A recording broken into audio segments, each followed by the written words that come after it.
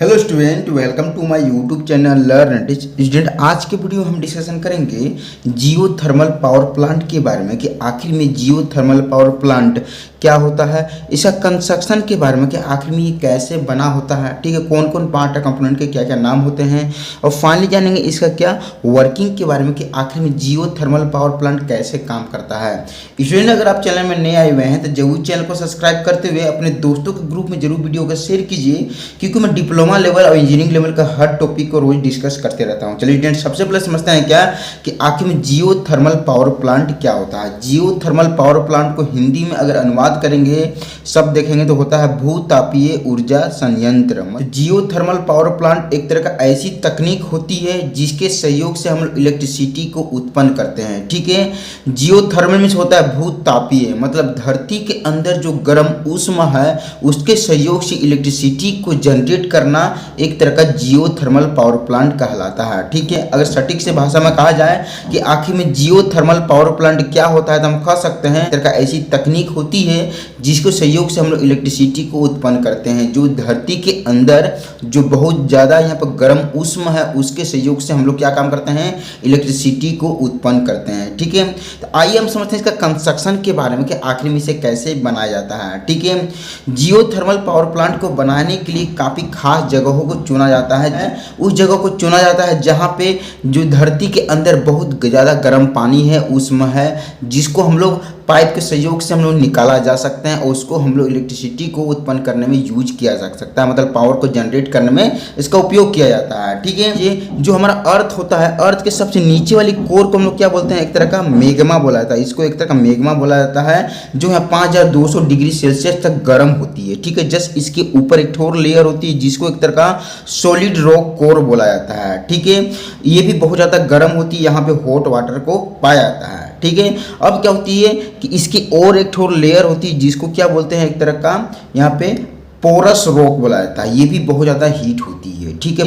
यहाँ रॉक भी पाया जाता है और यहाँ पे एक तरह स्टीम और एक तरह का वाटर भी होती है बहुत हद तक, ठीक है। तो ये भी बहुत ज़्यादा यहाँ पे क्या होती है, गर्म होती है, ठीक है। जिस उसकी और एक ठोर लेयर होती है जिसको एक तरह क्या बोलते हैं हम लोग, अर्थ सरफेस बोलती है, ठीक है। यहाँ पे मैग्मा दर्शाया हमने, सॉलिड रॉक, यहाँ पोरस रॉक, यहाँ पे अर्थ का सरफेस दिखाया है, ठीक है।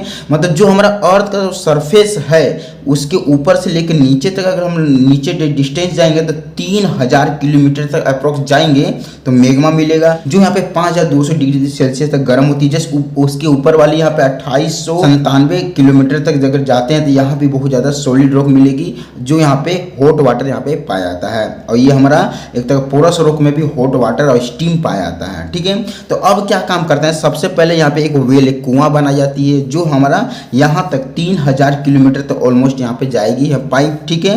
वो जगह, खास जगह को चुना जाता है कि वहाँ पे हमें स्टीम मिलेगी कि नहीं मिलने के बाद यहाँ पे कुआं बनाया जाता है, वहाँ पे पाइप को इंसर्ट किया जाता है, जिस ठीक जहाँ पे हमें हॉट वाटर मिल सके, ठीक है। ऑलमोस्ट जब करने के बाद क्या होती है कि यहाँ एक पंप का बनाया जाता है, पंप होती है। ये पाइप को क्या बोलेंगे, एक तरह का हॉट वाटर इनलेट पाइप बोलेंगे, जहाँ से हॉट वाटर को इनलेट पाइप को निकाला जाता है, ठीक है।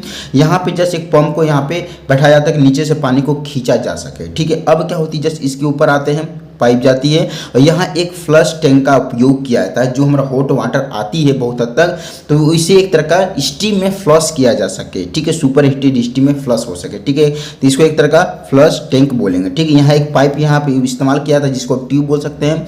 ये ट्यूब चली जाती है हमारा स्टीम टरबाइन में, इसको स्टीम टरबाइन बोलेंगे, ठीक है। और यहाँ एक भाल्व का उपयोग करेंगे जो हमारे स्टीम टरबाइन की जो भी यहाँ पे जो हमारा सुपर हीटेड स्टीम जाए उसे कंट्रोल कर सके, कम बेसी कर सके, ठीक है। भाल्व होती है जस्ट इसके आगे यहाँ पे पाइप लगी होती है और इसके आगे एक नोजल का लगाया जाता है। ये नोजल हमारा स्टीम टरबाइन में लगी होती है जो डायरेक्ट हमारा जो यहाँ पे जो इसके अंदर जो यहाँ पे जो टरबाइन का इस्तेमाल किया जाता है उसके ब्लेड को स्ट्राइक कर सके, जो टरबाइन रोटेशन कर सके, ठीक है। इसको नोजल बोलेंगे, ठीक है।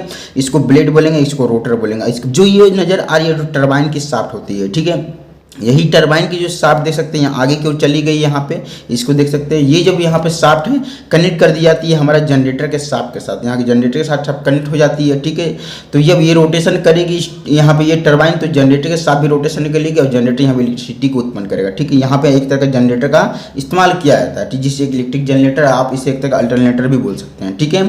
अब क्या होती है, यहाँ से केबल निकाली जाती है जो ट्रांसफार्मर में भेजी जाती है। यहाँ से जो भी इलेक्ट्रिसिटी उत्पन्न होती है यहाँ पे काफ़ी कम होती है तो यहाँ पे स्टेप अप कर दी जाती है, यहाँ ट्रांसफार्मर के सहयोग से इलेक्ट्रिसिटी को बढ़ाया जाता है। ठीक है, तो यहाँ पे यहाँ से और केबल निकलती है ट्रांसफार्मर से जो हमारा ट्रांसमिशन टावर में चली जाती है। ठीक है, और ट्रांसमिशन से यहाँ केबल निकलती है जो हमारा हाउस तक चली जाती है ग्रिड कनेक्शन पे होती हुई। ठीक है, तो उसके बाद ये हमारा कनेक्शन हो जाती है इलेक्ट्रिसिटी उत्पन्न करने के लिए। ठीक, अब क्या होती है, ये जो हमारे स्टीम टरबाइन है इसके अंदर जो हम यहाँ सुपर हीटेड स्टीम जो मारते हैं, स्ट्राइक करते हैं, और उसकी जो वेस्ट स्टीम हो जाती है उसको हम दोबारा यूज कर सके, उसको यूज करके हमारा वेस्ट ना हो, उसे वापस हमें धरती के अंदर भेज दिया जाता है। तो क्या काम किया जाता है, स्टीम टरबाइन को जो जस्ट नीचे एक पाइप का इस्तेमाल किया, इसको एक तरह का वेस्ट वार्म स्टीम पाइप बोलेंगे। इसके सहयोग से जो वेस्ट स्टीम हो जाती है वो पाइप के सहयोग से निकाला जाता है और इसको कूलिंग टावर में भेजा जाता है। और स्टीम को एक तरह का कूलिंग टावर में इसलिए भेजते हैं कि कूलिंग टावर क्या काम करता है, जो स्टीम होती है उसको एक तरह का पानी में बदलने का काम करता है। ठीक है,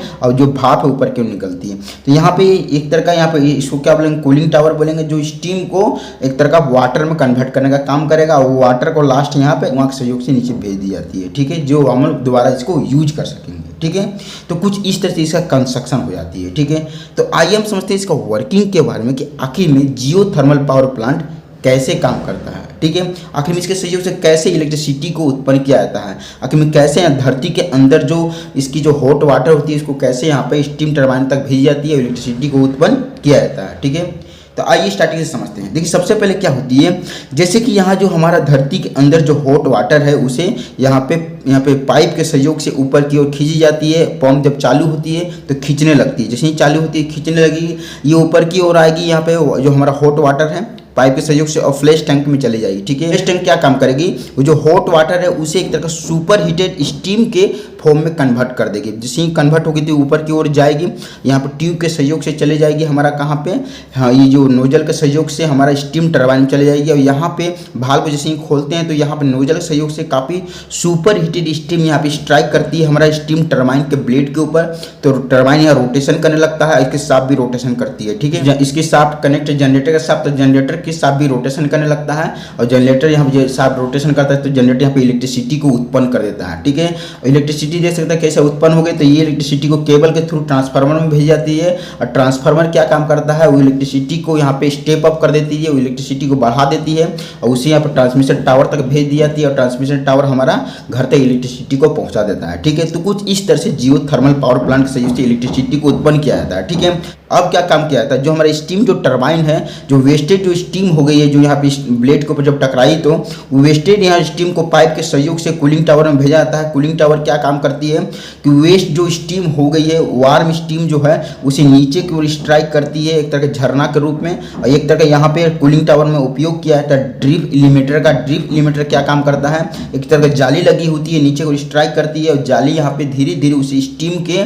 फॉर्म को वाटर के फॉर्म में कर देती है और ड्रॉपलेट होकर वाटर हमारा नीचे की ओर कूलिंग टावर में स्टोरेज, वाटर स्टोरेज में जमा हो जाती है, मतलब एक तरह का कूल वाटर में कन्वर्ट हो जाती है। ठीक है, बहुत सारे कूलिंग टावर का यहाँ पे इस्तेमाल किया जाता है जो जल्दी से वाटर को यहाँ पे वार्म जो स्टीम होती है उसको वाटर के फॉर्म में कन्वर्ट करने के लिए। ठीक है, और वापस उसे नीचे की ओर जो इंजेक्शन वेल के सहयोग से वापस धरती के अंदर भेज दिया जाता है। ठीक है, जो हम दोबारा ये हॉट होकर हमारा वापस रिसाइकिल इसको कर सकें। ठीक है, एक तरह का ये बहुत ज़्यादा अच्छी एक टेक्नोलॉजी होती है जिसके सहयोग से इलेक्ट्रिसिटी को उत्पन्न किया जाता है। ठीक है, और यहाँ पे कुछ यहाँ पे क्या होती है, जो कूलिंग टावर में यहाँ पे वार्म होके जो स्टीम यहाँ आती है तो ऊपर की ओर निकल जाती है, कम से कम 15% से 25% तक ऊपर जाती है, 75% से 80% तक नीचे की ओर पानी को यहाँ पे वो कूल करके ठंडा करके नीचे जमा करके वापस इसे धरती के अंदर भेज दिया जाता है। ठीक है, ये प्रोसेस कंटिन्यू से चलते रहती है और इस तरह से जियोथर्मल पावर प्लांट के सहयोग से इलेक्ट्रिसिटी को उत्पन्न किया जाता है। ठीक है, मुझे आशा है कि आपको इसके बारे में बढ़िया तरीके से समझ में आ चुका होगा। तो वीडियो देखने के थैंक यू, और चैनल में नहीं आए हैं तो जरूर चैनल को सब्सक्राइब करते हुए अपने दोस्तों के ग्रुप में जरूर वीडियो को शेयर कीजिए। ठीक।